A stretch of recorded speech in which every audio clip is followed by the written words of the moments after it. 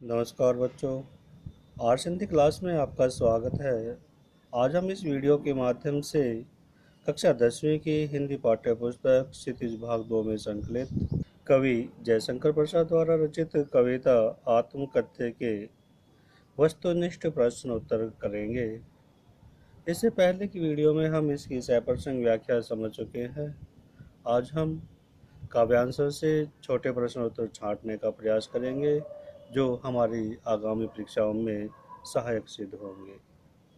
बच्चों, अपनी सुविधा के अनुसार हम कविता को अलग अलग काव्यांशों में भी बांट सकते हैं ताकि हम आसानी से प्रश्नों के उत्तर कर सकें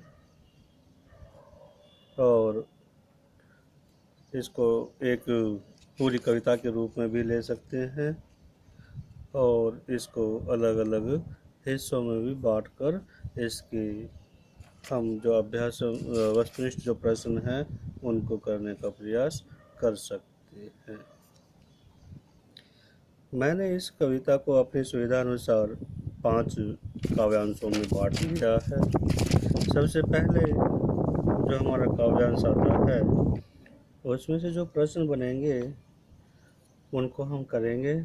इससे पहले बच्चों मैं एक बात और बता दूं कि पिछले हम जितने भी वीडियो कर चुके हैं जिसमें हम वस्तुनिष्ठ प्रश्न किया है उनमें बताया था कि जब हम छोटे प्रश्न छांटते हैं तो एक पंक्ति में एक और एक से अधिक भी प्रश्न उत्तर बन सकते हैं और वो हमारे बुद्धि कौशल पर निर्भर करते हैं कि हम किस तरह से उस कविता को समझ रहे हैं या उस कविता के अंदर कौन सी कथा वस्तु है जिसको हम अलग अलग तरह से प्रस्तुत कर सकते हैं।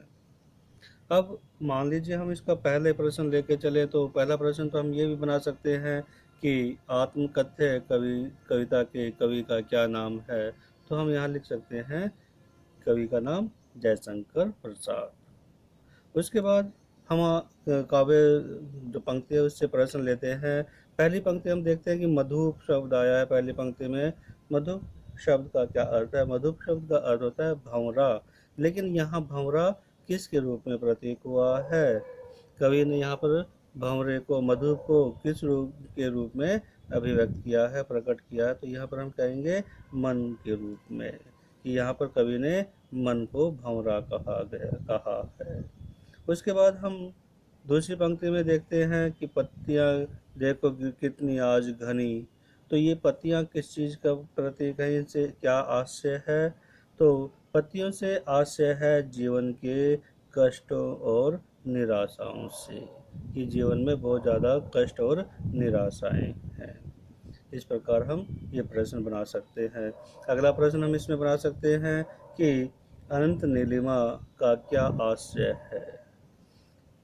वैसे तो हम इसका शाब्दिक अर्थ देखें तो अनंत नीलिमा से हम अंतहीन जो आकाश है उससे लेंगे, लेकिन यहाँ अनंत नीलिमा जो है वो अंतहीन विस्तार, जो जीवन का हमारा अंतहीन विस्तार है उससे है कि हमारा जीवन अनंत है, अंतहीन है। उसके बाद इसी पंक्ति में जो हमारा अगला प्रश्न बन सकता है वो है कि असंख्य जीवन इतिहास से क्या अभिप्राय है? असंख्य जीवन इतिहास से अभिप्राय हम यहाँ बता सकते हैं कि जिस प्रकार अंतहीन जो जीवन का अंतहीन विस्तार है उसमें छिपी असंख्य जीवनियाँ, जीवन कथाएं उसके अंदर छुपी हुई हैं। उसके बाद कवि ने यहाँ पे कहा था कि यह लोग करते ही रहते हैं अपना व्यंग मलिन उपहास। कौन अपना व्यंग मलिन उपहास करते हैं? जो अपनी आत्मकथा लिखने के पक्षधर हैं, जो अपनी आत्मकथा लिखना चाहते हैं वो अपना व्यंग मलिन उपहास करते हैं। उन पर व्यंग होता है, उनका उपहास किया जाता है। अब हम दूसरा काव्यांश लेते हैं। दूसरे काव्यांश में जो पहली पंक्ति है उसको हम देखेंगे। तब भी कहते हो कह डालूं दुर्बलता अपनी बीती। यह हम प्रश्न बना सकते हैं कि कवि अपनी दुर्बलताओं को क्यों नहीं बताना चाहता है? तो कवि अपनी दुर्बलताओं को इसलिए नहीं बताना चाहता है क्योंकि उसको सुनकर जो सुनने वाले हैं वो उसका उपहास करेंगे, उसकी आत्मकथा से सुख प्राप्त करेंगे, इसलिए वो अपनी आत्मकथा नहीं कहना चाहता, अपनी दुर्बलताएं नहीं बताना चाहते हैं। उसके बाद जो हमारा दूसरा प्रश्न बनता है इसमें दूसरी पंक्ति में हम देखते हैं कि देखोगे यह गागर रीति। यहाँ गागर रीति का क्या आशय है? गागर रीति का आशय है जीवन की असफलताएं। जो असफल जीवन कवि का रहा है उससे कवि का आशय बनता है। इसी में हम अगली कवि पंक्ति वो देख सकते हैं कि कवि अपनी आत्मकथा क्यों नहीं सुनाना चाहता है। इस तरह से भी इसमें प्रश्न बना सकते हैं। तो कवि अपनी जो आत्मकथा है वो इसलिए नहीं सुनाना चाहता है क्योंकि उसके जीवन में दुख, असफलताएं और कमजोरियां बहुत अधिक हैं, इसलिए वो अपनी आत्मकथा नहीं सुनाना चाहता है। उसके बाद अगला प्रश्न हम इसमें बना सकते हैं कि कवि ने खाली करने वाले किसे और क्यों कहा है। कवि ने खाली करने वाले किसे कहा है? अपने जो मित्र हैं, ऐसे मित्र जो उसके पास रहते हैं, उसका साथ देते हैं, लेकिन उसकी कमियों को दूसरों के सामने बताने वाले होते हैं, जो दूसरों के सामने उसका उपहास करने वाले हैं, ऐसे जो जिनको हम अमित्र कह सकते हैं। मित्र नहीं होते, वो अमित्र होते हैं, जो दूसरों हमारी बातें लेकर और दूसरों के सामने उसको मजाक के रूप में प्रस्तुत करते हैं। तो उन्होंने उनके जीवन को खाली कर दिया, जिसके कारण उसके जीवन में निराशा, अभाव, कष्टों का आगमन हुआ। इस तरह से बच्चों हम हर पंक्ति में प्रश्न बना सकते हैं। और अगला जो हमारा काव्यांश है, अगले काव्यांश की जो पहली पंक्ति है उसमें हम देखते हैं कि यह विडम्बना अरि सरलते तेरी हंसी उड़ाऊं मैं। यहाँ कवि किसकी हंसी उड़ाने की बात कर रहा है कि किसकी हंसी मैं नहीं उड़ाना चाहूँगा? तो यहाँ उत्तर हम लिख सकते हैं कि अपने जीवन की जो सरलता है, जो सादगी है, कवि उसकी हंसी नहीं उड़ाना चाहता है। दूसरी पंक्ति हम देखें तो इसमें आता है कि भूलें अपनी या प्रवंचना औरों की दिखलाऊं मैं। ये भूलें जो शब्द है विडम्बना से जुड़ा हुआ है कि जो हमारी विडम्बना है, दुविधा है, उससे को भूलें, या औरों की जो प्रवंचना है, औरों के जो छलावा है, धोखा है, फरेब है, उसको मैं सबके सामने दिखाऊं। तो यहाँ दो प्रश्न बना सकते हैं। पहली बात तो ये बना सकते हैं कि कवि क्या बात भूलने की बात कह रहा है। तो यहाँ हम कह सकते हैं कि कवि अपनी विडम्बनाओं को, अपनी दुविधाओं को भूलने की बात कह रहे हैं। दूसरा प्रश्न हम यहाँ बना सकते हैं कि कवि का प्रवंचना से क्या अभिप्राय है। कवि का प्रवंचना से अभिप्राय है दूसरों के द्वारा किया गया छल, फरेब, धोखा। उसके बाद अगली जो पंक्ति है उसमें हम प्रश्न बना सकते हैं कि कवि की उज्ज्वल गाथा क्या है। कवि ने कहा ना, उज्ज्वल गाथा कैसे गाऊं मधुर चांदनी रातों की। तो कवि की उज्ज्वल गाथा क्या है? यह हम बता सकते हैं कि कवि की जो उज्ज्वल गाथा है उसका प्रेम में जीवन है।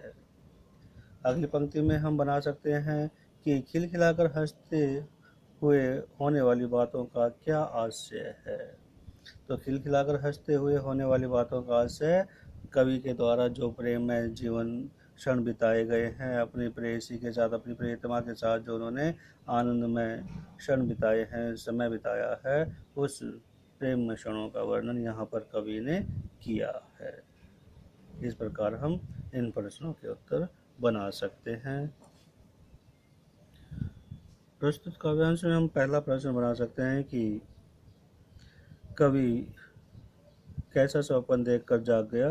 तो यहाँ उत्तर हम लिखेंगे कि सुख का स्वप्न देखकर जाग गया। या इसको हम इस तरह से भी कर सकते हैं कि कवि ने जब सुख को अपनाने का बात की तो उसको क्या आया? तो क्या आया? सपना आया। किसका? सुख का। किस सपने को देखकर जाग गया? वो सुख के सपने को देखकर जाग गया। अगला प्रश्न हम इसमें बना सकते हैं कि कौन हो सकता है जो कवि के आलिंगन में आते आते भाग गया। आलिंगन में आते आते मुस्कुराकर जो भाग गया, कौन भाग गया?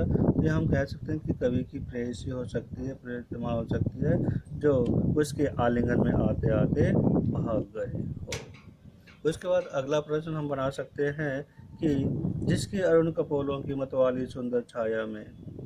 किसके अरुण कपोलों के? कवि की प्रियतमा के अरुण कपोलों से है अभिप्राय। यहाँ पर हम प्रश्न बना सकते हैं कि अरुण कपोल किसके हैं? तो कवि की प्रियतमा के, प्रेयसी के अरुण कपोल है। अरुण कपोलों का अर्थ है लाल गाल। तो इस तरह प्रश्न बना सकते हैं कि अरुण कपोलों से क्या अभिप्राय है। उसके बाद हम बना सकते हैं कि अगला प्रश्न इसमें बना सकते हैं कि कवि की प्रेयसी के जो अरुण कपूर हैं उससे कौन प्रेरणा लेता है, या कौन ऐसी बात है जो उससे उसको के सौंदर्य को धारण करता है। तो जो मतवाली सुंदर छाया है किसकी, प्रकृति की, वातावरण की, सुबह की, वो उससे अनुरागनी उषा लेती है निज सुहाग मधुमाया में। जो कवि की प्रेयसी है, प्रियतमा है, उससे प्रातःकाल लालिमा को धारण करता है। इसमें हम एक प्रश्न और बना सकते हैं कि कवि की जो स्वप्निल का मतलब जो सपने की अवस्था है वो और वास्तविक अवस्था में क्या अंतर है। तो हम इसका उत्तर लिख सकते हैं कि कवि की जो स्वप्निल अवस्था है वो सुखद है, जबकि वास्तविक अवस्था दुखद है, दुखों से परिपूर्ण है। अंतिम काव्यांश से हम प्रश्न बना सकते हैं। पहला प्रश्न बनेगा कि उसकी स्मृति पाथे बनी है थके पथिक की पंथा की। तो उसकी स्मृति, किसकी स्मृति पाथे बनी है, इसको प्रश्न हम बना सकते हैं कि कवि के लिए किसकी स्मृति पाथे बनी हुई है। तो इसका उत्तर होगा कि कवि के लिए उसकी प्रेयसी की जो स्मृति हैं वो पाथे बनी हुई हैं। अब मैंने जब व्याख्या करवाई थी तब बताया था कि पाथे का अर्थ होता है रास्ते के लिए जो भोजन होता है वो सहारा, संबल, ये पाथे का अर्थ है। अब इसी में दूसरा प्रश्न हम बना सकते हैं कि थके हुए यात्री के लिए रास्ते में क्या सहायता करता है, या कौन सी चीज़ सहारा बनती है। तो उसके लिए हम कह सकते हैं कि रास्ते के लिए जो भोजन लिया जाता है वो थके हुए यात्री के लिए सहायक सिद्ध होता है, सहारा बनता है। दूसरा प्रश्न हम इसमें बना सकते हैं कि सीवन को उधेड़ कर देखोगे क्या मेरी कथा की। कि किस चीज़ को उधेड़ने की बात यहाँ पर कवि ने की है, सीवन को, सिलाई को उधेड़ने की बात कही है। अगला प्रश्न हम बना सकते हैं कि क्या यह अच्छा नहीं कि औरों की सुनता मैं मौन रहूं।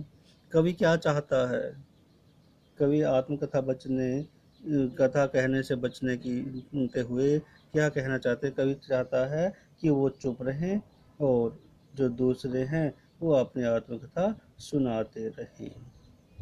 अगला प्रश्न हम इसे बना सकते हैं कि छोटे से जीवन की कैसी बड़ी कथाएं आज कहूँ। कवि ने छोटे से जीवन की क्या विशेषताएं कही हैं। कवि ने छोटे से जीवन की विशेषताएं बताई हैं कि उनमें बहुत बड़ी बड़ी कहानियां छुपी हुई हैं।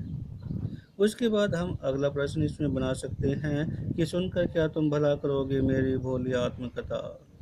कवि ने अपनी जो आत्मकथा है उसकी क्या विशेषता बताई है। कवि ने बताया है कि उसकी जो आत्मकथा है बहुत ही भोली है, सरल है, सीधी सादी है। और अंतिम पंक्ति में हम कह सकते हैं कि अभी से मैं भी नहीं थकी सोई है मेरी मौन व्यथा। कवि के हृदय में मौन व्यथा किस अवस्था में है, कौन सी अवस्था में उसकी जो कथा है वो है, दुख है। तो इसका उत्तर हम कह सकते हैं कि कवि के हृदय में जो उनकी मौन व्यथा है वो सुप्त अवस्था में है, सोई हुई अवस्था में है। तो बच्चों, इस प्रकार से हम किसी भी कविता के हर पंक्ति को उठाकर उसके छोटे प्रश्न उत्तर बना सकते हैं।